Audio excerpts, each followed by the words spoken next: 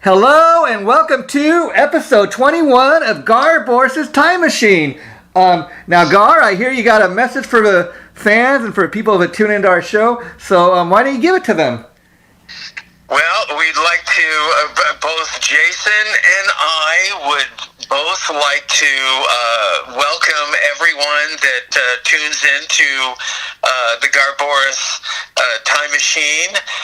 We have a new catchphrase. It's, we are now your pop culture playground.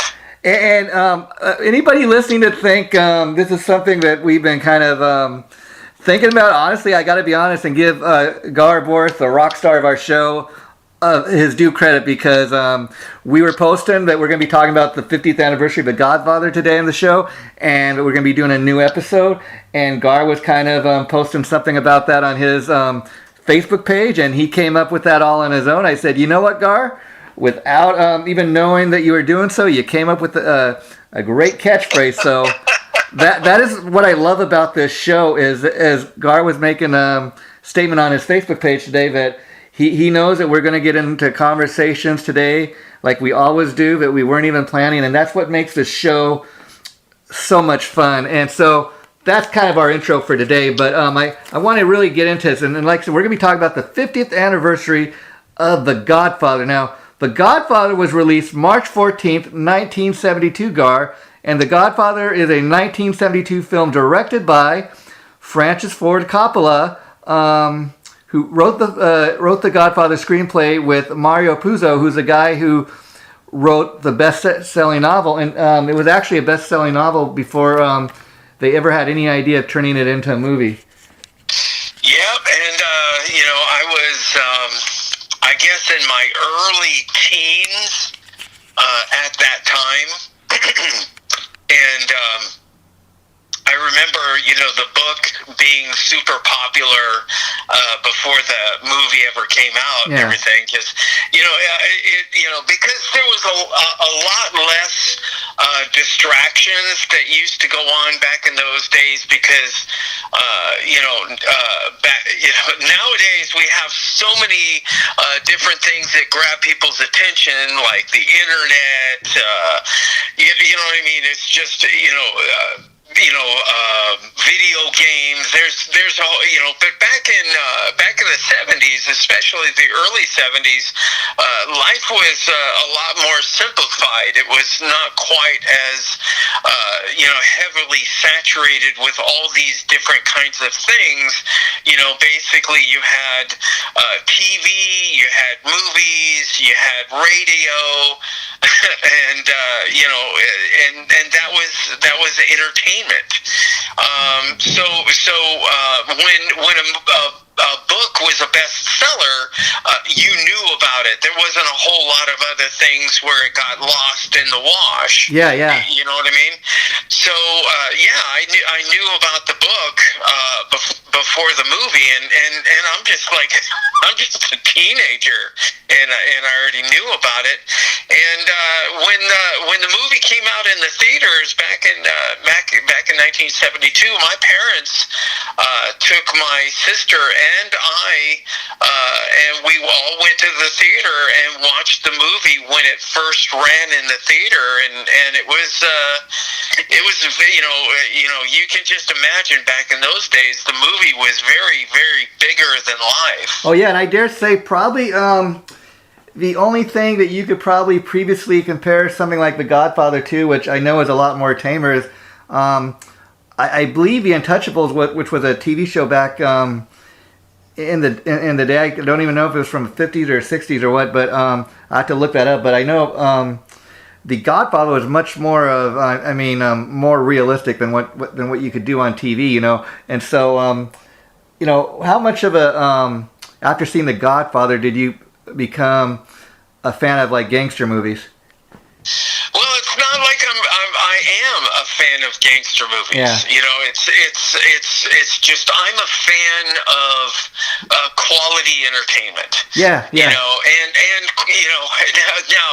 the funny thing is I'm a fan of quality entertainment, but some of the things that I like also digress. You know what I mean? Interesting. Sometimes some of the most simplest and dumbest things can be absolutely hilarious. And for me, it's just about the funniness. Yeah. You know what I mean? And for like being kind of the film that set the standard for gangster films. What's interesting is, and I gotta tell you, I just watched the show last night to prep for the show because I went and they had a 50th anniversary DVD collection of all 3 Godfather movies, and they got some special features on it, which was fun to watch. But what was kind of interesting watching the film, Gar, was for being a gangster film, I would say like there's not a lot of blood and guts and stuff. There are like two kind of really scenes throughout the entire movie that I would say are kind of the most vicious and violent, however you want to describe it. There's a one scene where where one guy is like beating his wife, and I'm like, oh wow, this guy's going crazy, and his wife starts, I hate you. Like, I've never seen any other man in my lifetime treat a woman like that, and I thought, oh wow, that's a little hardcore. And then the other one, of course, is when Al Pacino's character Michael Corleone, he goes in and shoots all the guys in the restaurant. But for being a gangster movie, and then a good portion of the first half of the movie is about Marlon Brando's daughter is getting married, the wedding scene and that. So I thought for being a gangster film, it just had kind of those 2 major kind of real violent scenes, which was kind of interesting. Well, back in the 1970s, there was a trend of movies that a lot of movies that came out back in the 1970s that glorified people that in our society are actually very bad people. Yeah. You know what I mean? And The Godfather is a classic example of that because the underworld is not a pretty place. A place to glorify. It's not, there is no glory in it at all. It's a very deadly, cutthroat, a person's lifespan that gets involved in that whole business is a very short lifespan. Yeah. And but there just seemed to there was a bunch of movies that came out back in the 1970s that were glorifying very very bad people. There was Bonnie and Clyde. Yeah. That was Bonnie and Clyde were not good people.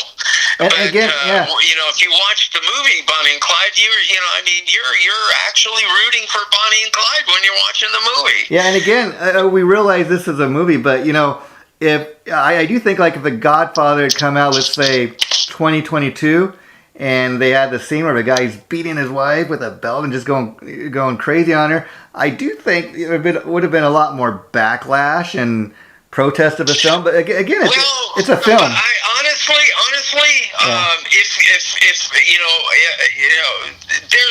I can understand, the backlash. Yeah. I can understand that. But if you're going to make a movie, and you're going to actually make a movie about a particular time period where that type of behavior was very prevalent within the Italian society. The male being that domineering, and busting out the belt, to the wife. You make a very good point. That's an accurate depiction of, how the dynamics were back in those days. So, a filmmaker can't really make a film and make a good film if in the back of your mind you're always going to be afraid of the backlash. There has to be a certain amount of boldness and in sticking to the script, for the sake of accurately representing whatever was going on during that time period, because the audience, can be a very, very dumb audience. Yeah.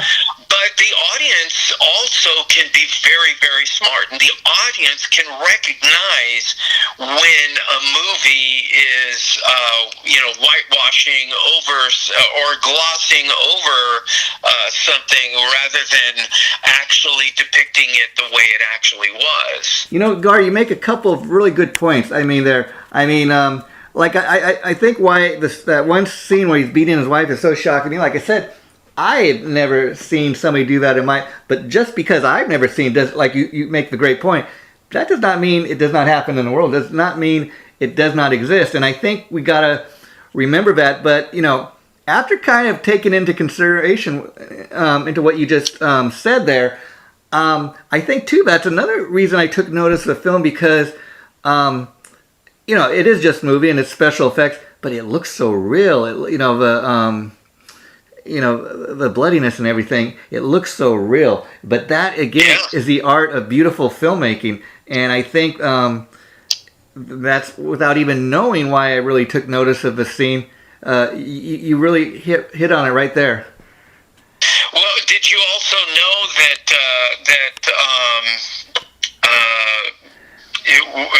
Francis Ford Coppola was pressured by the studio to interject more violence in the movie? Yeah. In fact, he was almost like fired several times because they wanted the film to be a certain length. Like I think he had cut out 30 minutes of film, and then they went back and added like another 30 minutes, and that's why it's almost a 3-hour film. They wanted it to really be kind of realistic, and that's another thing that a lot of people were saying that I was reading, that especially if Italians liked the film, they thought it was very much in line with the Italian cultures and Italian customs. And what's interesting, you bring up a good point about how they were kind of fighting with Francis Coppola on certain things about the film.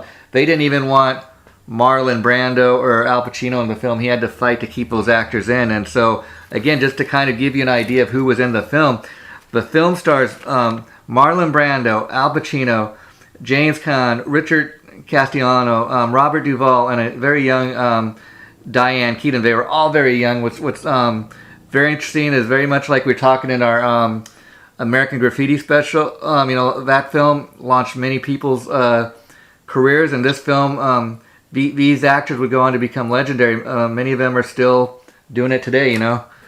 Yes, and they're icons, today.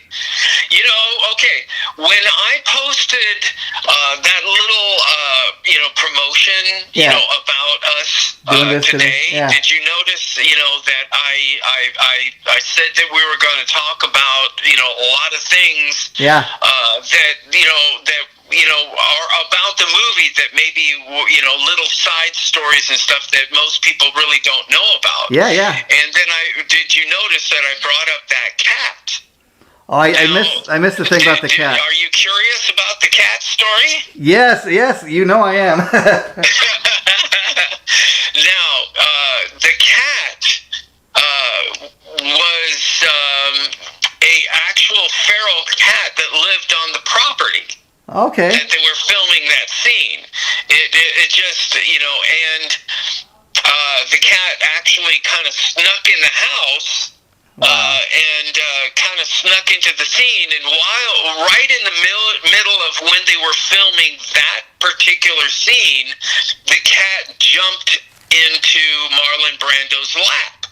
Yeah, wow. And Marlon Brando, from that moment on, ad-libbed, with the cat. Yeah, oh, wow. And the cat was never supposed to be part of that scene. It was never, but he just went with it. Wow. And just, continued on with his scene, stayed in character, and that scene wound up being the keeper. That is amazing because, again, like, that is so often the case. I mean, I remember when we did the episode on Happy Days, reading stuff on how involved Henry Winkler was in kind of the creation of the Fonzie character. I mean, everything from A and and combing his hair and looking in the mirror, things that the director of producers never even kind of told him. He just kind of did it on the spot, and based on how the audience reacted, they decided to kind of go with those ad libs, and it kind of came from actor, but it's kind of seemed to work. Well, there is so much of that is part of a lot of iconic scenes. Yeah. I mean, where do that. Yeah. Where they discover it on the spot. Kind of things. And nowadays, it's really kind of spawned a whole genre of movies that the whole movie is scenes that are ad-libbed, and with tons of ad-libs. Say, for example, Ricky Bobby, Talladega Nights. Yeah. Oh, yeah. Almost the entire movie Talladega Nights is filmed improvisation. Oh, wow. And a lot of people don't know that. They think when you really take a close look at Talladega Nights, that it's obvious there's a script, but it's also, I mean, really, it's super obvious that there was a lot of freewheeling with that script and going off script and going into other areas and seeing where that would go. And when you watch the outtakes is all about a bunch of ad libs that were really good but didn't make it in the movie. Yeah, and so there is a ton of movies that have where it started out like little things in movies, like a cat jumping in Marlon Brando's lap and having it wind up becoming a part of a scene, and eventually metamorphosizing into a whole area of how people make movies nowadays. Yeah. There's just a ton of movies nowadays that have a lot of improvisation. Yeah, another thing I remember from our Happy Days episode, that when you think of Ron Howard playing the role of Richie Cunningham, another thing that instantly comes to mind is every time he'd sing that song, I found my thrill. And I read where Ron Howard said, they were taping an episode one day, and he just, in between takes, he just started singing that song for some reason. And one of the directors said, go with that. Yeah, that's your line. And they just started doing it like almost every episode. And again, now when you think of Ron Howard, that's what we think of. Well, another thing about The Godfather that really, it still has that same effect on me. When I was a kid, families were very large. Yes. And it just seems like in modern times, families have really shrunk. Either shrunk or they don't do as much together. Two parents, and maybe two kids. Yeah. 3 kids tops. But say back in the going all the way up until modern times, families used to be large. You would have 5 or 6 kids. Oh, yeah. In a family, and then you have all those brothers and sisters growing up, and then having 5 or 6 kids. And then when you had family get-togethers were very large. I mean, almost you were almost talking about when I was a kid, back in the 1960s. Going to family get-togethers, our family get-togethers, and I can post pictures on Facebook, look very, very similar to what, the wedding scene which kind of represents the ultimate in a family get together.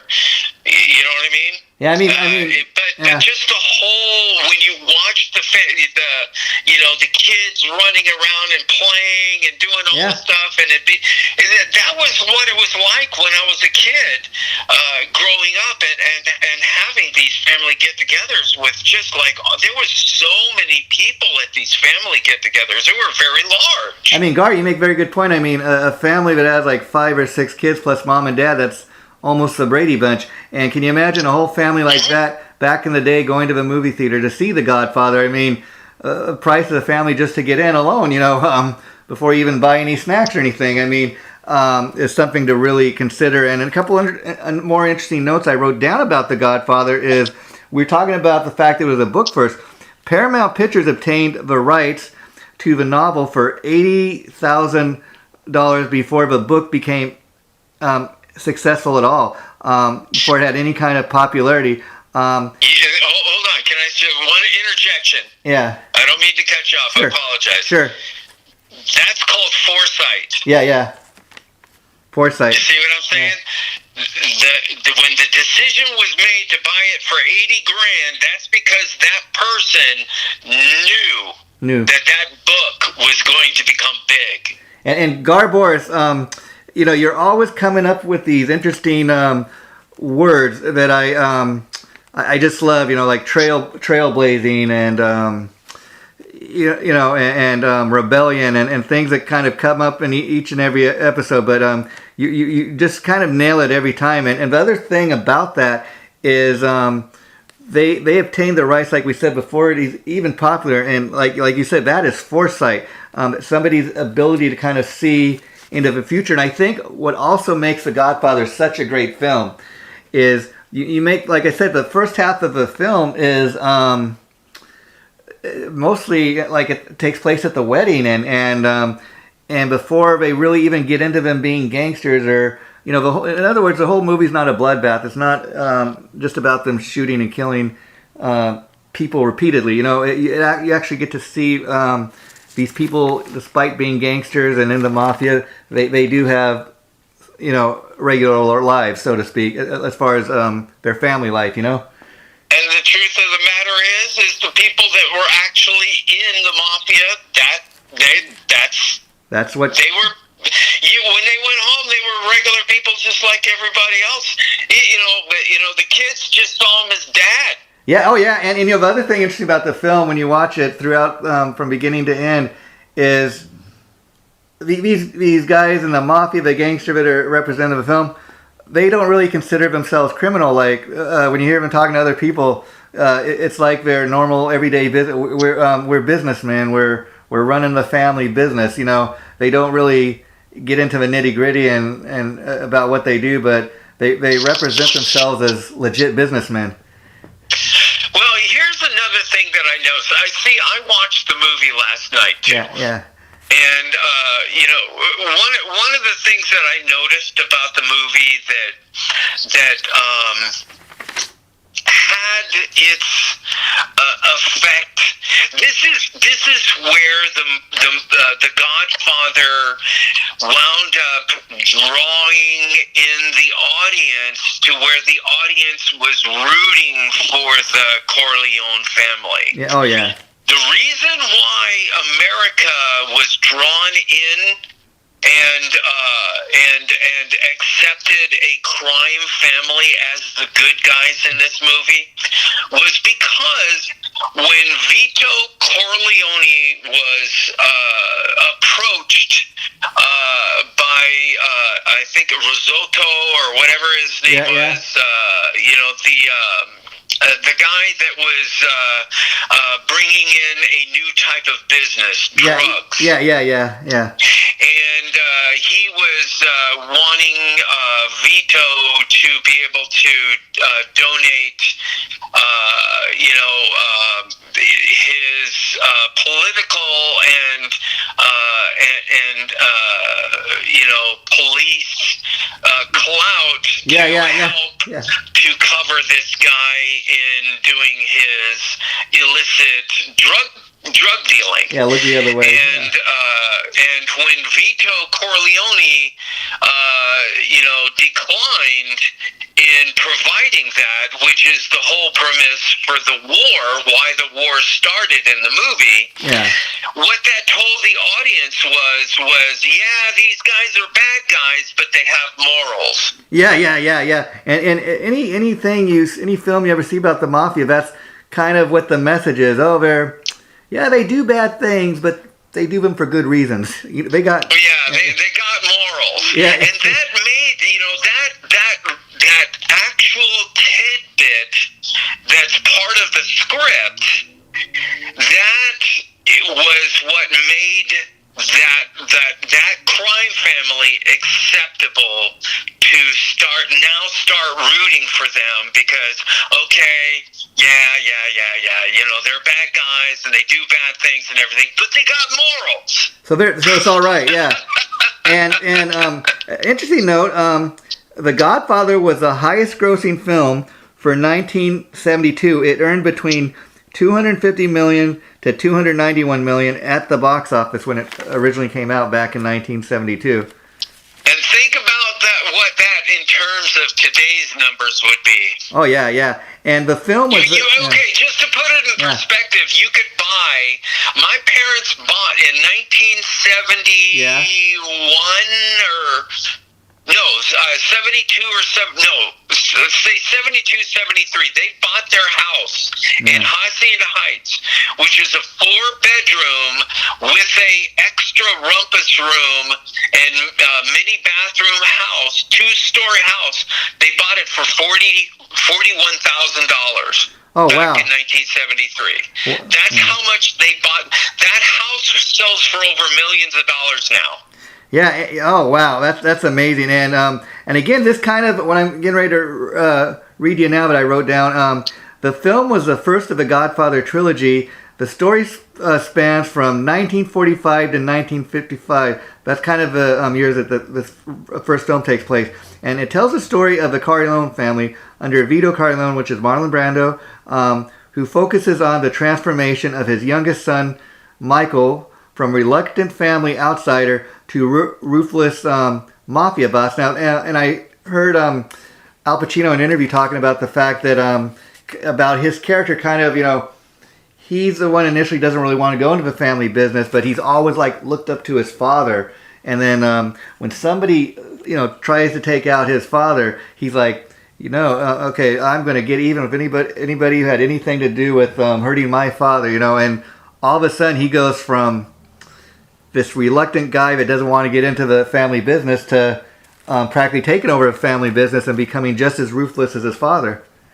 Absolutely. And to be, I think a lot of people have never really realized this. Yeah.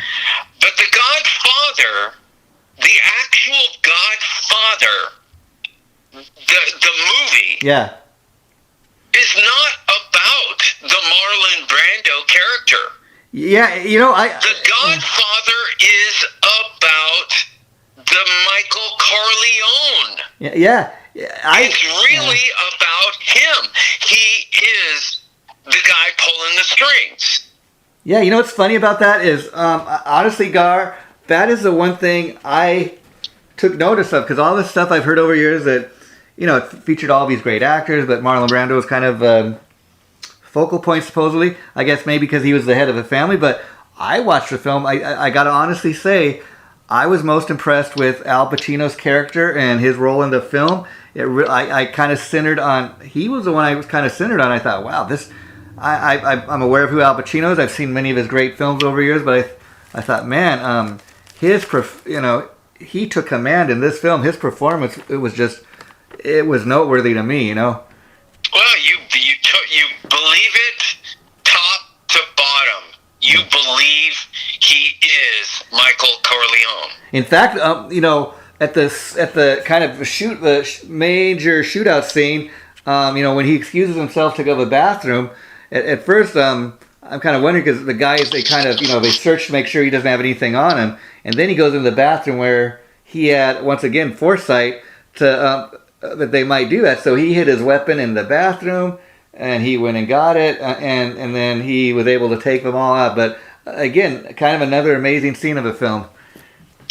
Well, after they shot that scene, and then they started showing, the newspaper clippings about,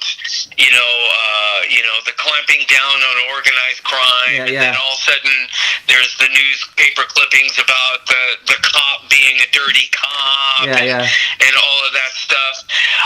And then they're showing pictures of people standing by people that, real pictures that they were showing in the movie of gangland hits and stuff like that, of like bloody bodies inside of some place of business and all that stuff. As a kid in the 1960s, I remember being with my parents and walking past a newspaper stand, which I don't even know if newspaper stands exist anymore. I don't really think they do. It's a rare thing. Yeah, maybe only. But that they used to be very prevalent, back in the 1960s. They were all over the place. And I would walk past and see bloody pictures like that on the front page of the newspaper as a child, holding my parents' hand and seeing like bloody carnage right there on the front of newspapers. Yeah, and again, talking about your new word for today's episode, foresight. Francis Ford Coppola, a director, and Mario Puzo, who wrote the screenplay together, and Puzo's the one that wrote the novel. They all along wanted Marlon Brando and Al Pacino in the film, but Paramount Studios was against those two actors from the get-go. So they really saw something in these guys. They really knew something. And it said The Godfather was based on Mario Puzo's novel, like we said, and it spent like 67 weeks on the bestsellers list. Well, they wanted Ernest Borgnine to be the Godfather. Yeah. Can you imagine? I just could never imagine that. Yeah, and it says Mario Puzo, again the writer, was the first to state his desire to have Marlon Brando play the role of the Godfather. Mario Puzo even sent a handwritten letter he had written to Brando saying that he was a fan of his and and he wanted Brando to play in the film The Godfather. Well, his career really was kind of on a little bit of a downward slide. That's what I was reading. At that time, and The Godfather actually kind of resurrected Brando's career. And it's kind of amazing because even myself, when I think of Marlon Brando today, there's two films that instantly come to mind. This one, and of course, the role in Superman, the motion picture. Did you know that when he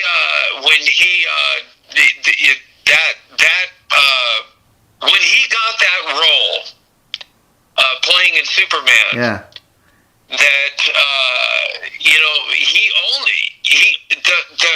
the scene that he plays in Superman is the beginning as the parents of Superman. Of Superman when he was living on the planet that he lived on. When he took that part,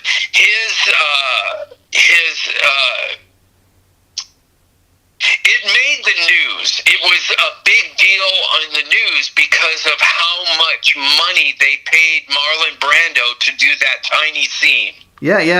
And again, it was outrageous amounts of money. It was like millions and millions of dollars that they paid him just to play this tiny scene at the beginning of Superman. I think that may have been the beginning of what is known as cameo in films and TV today, because I mean he just got paid that huge amount of money based on his legendary name at that time. And you talk about Hollywood and how they're always ready to kind of move on to the next big thing. I mean, I read the same thing as you, that at this time that this film was being made, Marlon Brando was on a downward spiral career-wise, and so Paramount Studios like, why do we want to have Marlon Brando in our film? He's a hothead. He's known for having a temper. His last few films haven't made a lot of money, but then again, the writer of a book and the director of a film.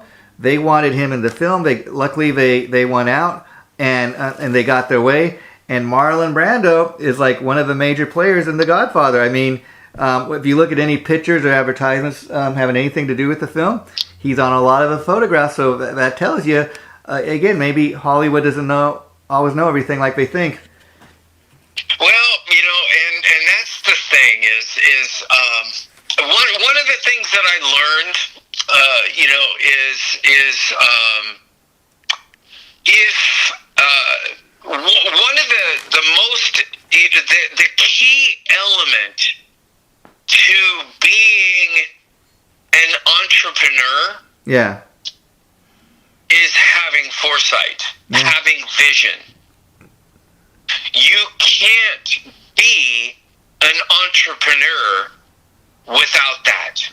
Yeah, you make a very good point there. And another thing, Gar, did you notice, I don't know if you took notice of this or not, but like, as the title of the film's coming up on the screen, it doesn't just say The Godfather, it says Mario Puzo's Godfather. And from what I was reading, Francis Ford Coppola felt that, the guy that wrote the story of The Godfather, the book, he felt Mario Puzo really deserved that kind of credit.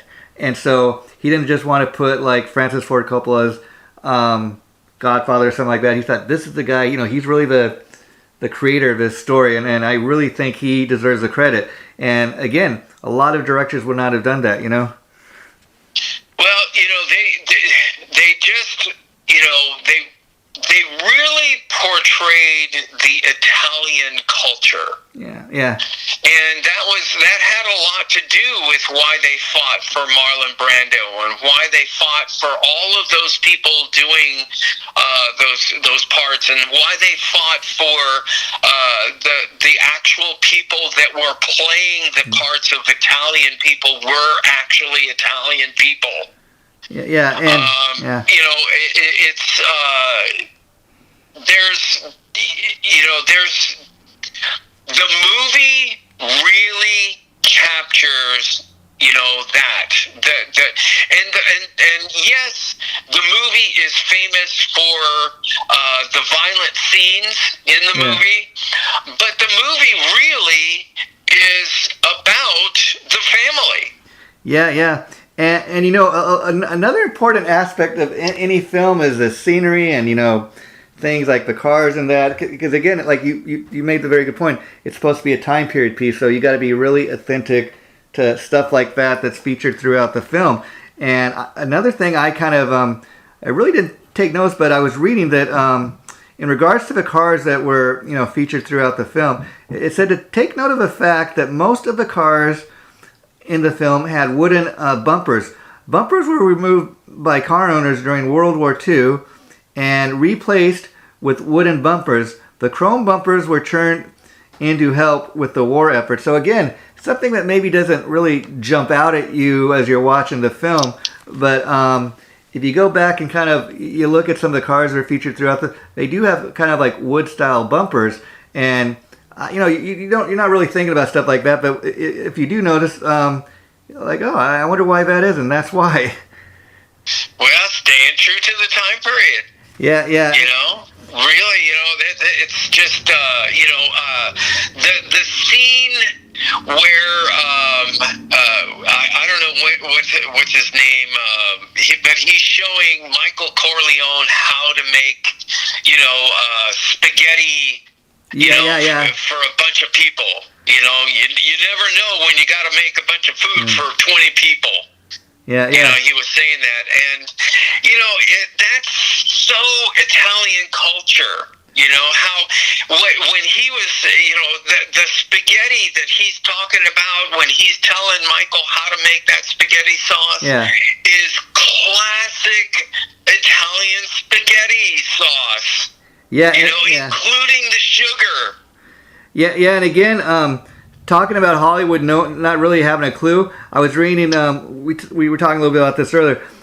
There was intense friction between Francis Ford Coppola and Paramount Pictures, who constantly tried to replace Coppola, citing his inability to stay on schedule, unnecessary expenses, and production costs.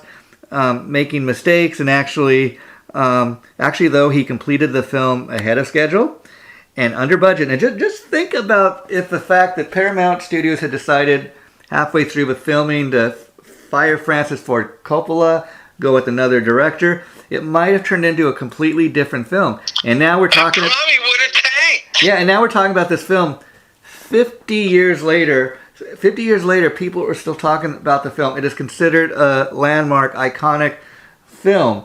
And they were so worried that this guy was going to go way over budget. He kept it under budget. He got way done before what it was originally supposed to.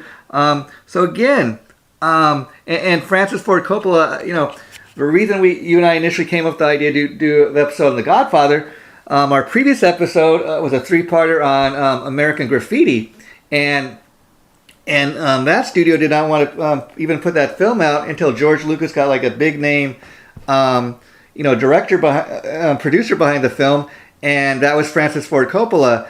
And then after they seen the success he had with The Godfather, they thought, oh, okay, maybe it's a good thing we went with Francis Ford Coppola, because he ended up winning a lot of Academy Awards for this film. Well,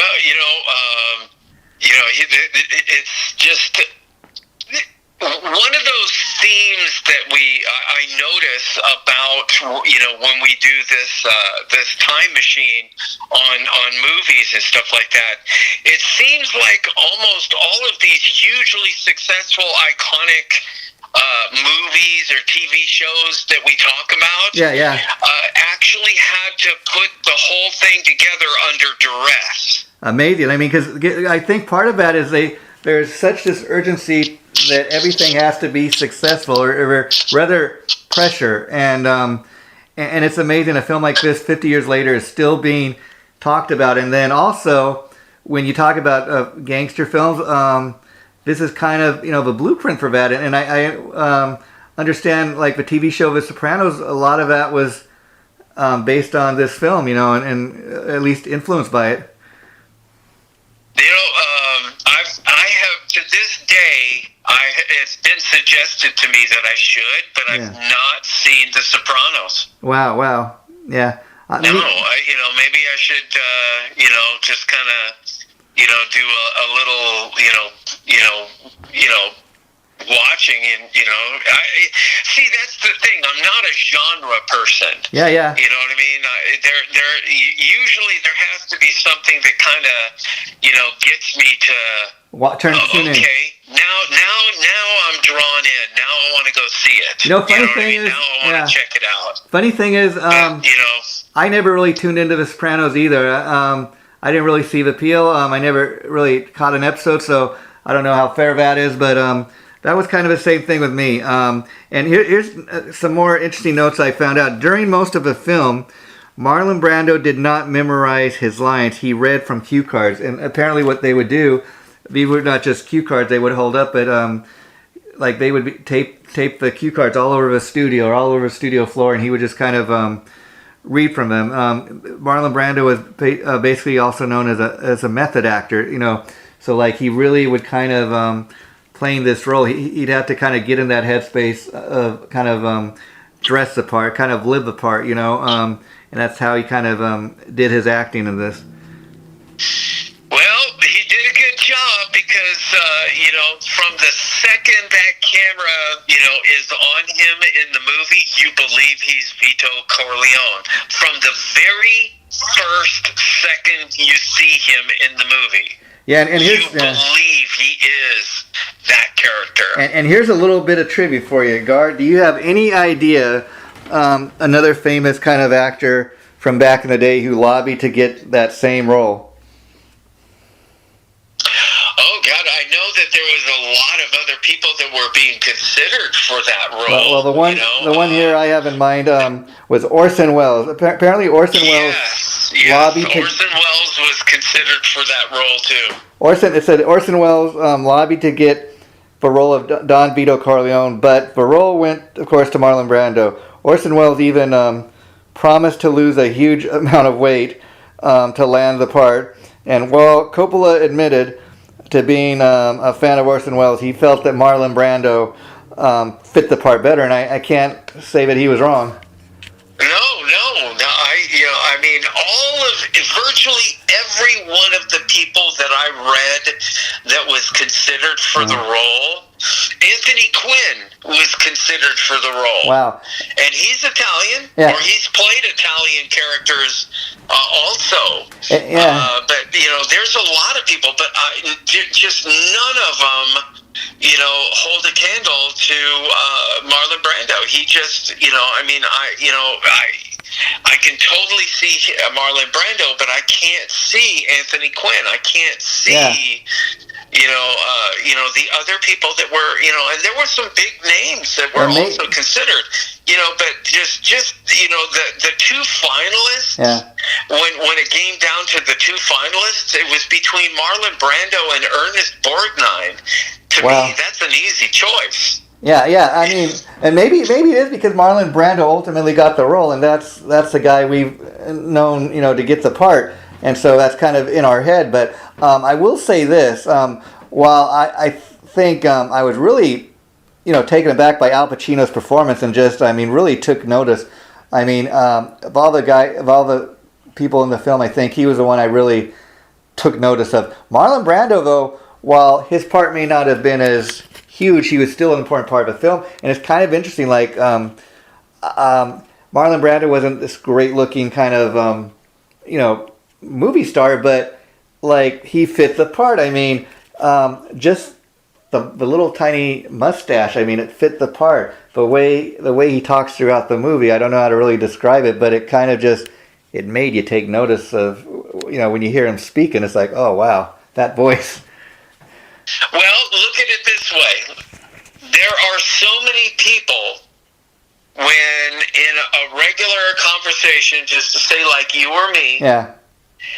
If I was all of a sudden going to start talking and like if I was going to start talking like a gangster, yeah. Guess what voice that I would go to? Brando. Yes. And as so what does that say? Yeah. It's just so many people when they're talking in conversations, they do that. They'll go to the Marlon Brando voice that he used for portraying Vito Corleone. That's people mimic that all the time. It's become an actual reference. And what's interesting in regards to an actual reference, I was just thinking about this as we're talking.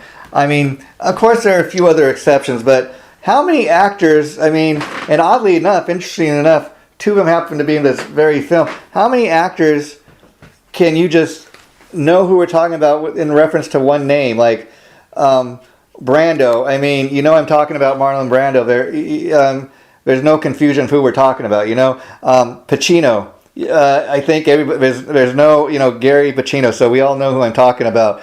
Maybe Newman, okay, Paul Newman, but they're very far and in between, actors that are just really great at what they do. That that you can refer to them by one name and everybody knows who you're talking about. Yeah. Well, how earlier you were talking about how the movie is not dominated by violence and really two scenes throughout the whole movie, of, shooting and stuff like that. But the actual scenes that they actually did, where they did have these violence, were very powerful scenes. Yeah, see, that's the interesting thing. That's what made me take notice. Again, it's a gangster film, but it really focuses more on the family life, which is very interesting. There's really only the two violent scenes, and see, I think where a lot Hollywood goes wrong a lot of times is, I think if you had somebody say, "Oh, let's kind of make a modern day Godfather," I think what they would make the mistake of, okay, these are gangsters, and we're gonna have shooting, you're gonna have murder in every scene and blood and guts, and it's kind of an over dramatization. Where I think this was more of a balance. When you do that, now you desensitize the audience. Or you even you go with the so-called stereotypes, where because this was based on a story somebody wrote. It's I think much more balanced, much more even. They didn't go with the stereotypes. They got creative. Well, the one scene where Michael takes out the dirty cop and, and the drug dealing mobster in that little Italian restaurant. Just the way they did it and the way the whole thing went down is exactly like how a mob hit of that nature would have gone down. Yeah, and it's interesting. It is just so accurate in how that whole scene was prepared. What's interesting about that, Gar, is as we sit here talking about the Godfather and its 50th anniversary year, the two actors I think that we talked the most about today are Marlon Brando and Al Pacino, because their performance throughout the film is just so amazing. And Pacino's performance was so awesome, I think, that he was so convincing in his role as the youngest Corleone's son that a lot of times when people think of him, they think, he's a gangster type. He's perfect for those gangster type. I mean, so much that probably one of the other films he's most known for throughout his career is Scarface. And it was because of his role in this film that he got the Scarface role. And again, I make the point that as lengthy of a career as Al Pacino's had, many great films, probably the two films that he's most remembered for is The Godfather and Scarface. And I think, again, that kind of speaks volumes. It's kind of what he's known for. But also,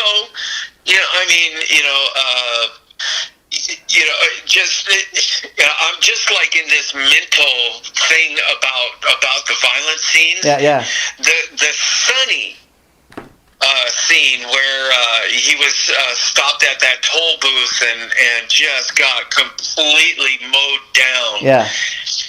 That scene at that time was very shocking for America, and I'm pretty sure that they actually filmed that actually came out before Bonnie and Clyde. Wow! Because how they ended Bonnie and Clyde was considered one of the bloodiest scenes ever filmed in Hollywood history. But that scene where they took out Sonny Corleone, that was just as bloody as the scene, in Bonnie and Clyde, where Bonnie and Clyde met their end. Yeah. But just, James Caan, he played Sonny Corleone so well. Just the hot-headedness, out of control, wild card. Yeah. That whole thing. You really got to hand it to him. He played that character in the movie absolutely amazingly good. And I think Francis Ford Coppola, he found a nice balance because, again, just imagine if they never had any kind of wedding scene or kind of any family event shown throughout the film, and it was all just about shooting down people. I think it would be a completely different film. And the fact that there's only kind of really two violent scenes, it makes you take notice because of the violence, but it wasn't overdone throughout the film. It does not take place throughout the entire film. And I think that's part of the reason, at least for me, that those two scenes really kind of stood out, because the film is not oversaturated with scenes like that. It's just it's got two kind of major scenes like that you can't help but take notice, but that's why they don't oversaturate the film with stuff like that. Then they also have the one scene that doesn't have any shooting or whatever that's actually pretty violent too. Yeah. When Sonny goes after, I think it was Carlo. He's going after the Carlo character that beat Sonny's sister. Wow. And he beats the crap out of him. You remember that scene? Oh yeah. Again, you're great points today, Gar. Before we wrap it up, Gar, I just kind of want to thank people for tuning into our pop culture playground today. Gar Borras' new catchphrase for the day, but anyways, thanks for taking us back in time to 1972 in your time machine, and just to kind of whet people's appetite, this episode we did will be airing 1 week from today, and next up when you and me get together in 2 weeks, we're going to be talking about the classic black and white 1950s show, The Adventures of Superman, and that is going to be a fun conversation. I mean, we talked about in a past episode about the classic Batman TV show from the 60s, but I mean, The Adventures of Superman predates that about 10 years, and very different because it was black and white. It's the first kind of time DC Comics had anything on TV, and so it predates all this Marvel stuff, so that's pretty cool. Oh boy, we're going back to my childhood. Yeah, we got so many fun things ahead, but we'll save that for another day. So thanks for doing this today, Gar. As usual, it was a truckload of fun. Oh man, a giant truckload. Okay, take care, Gar. Bye-bye. All good, brother.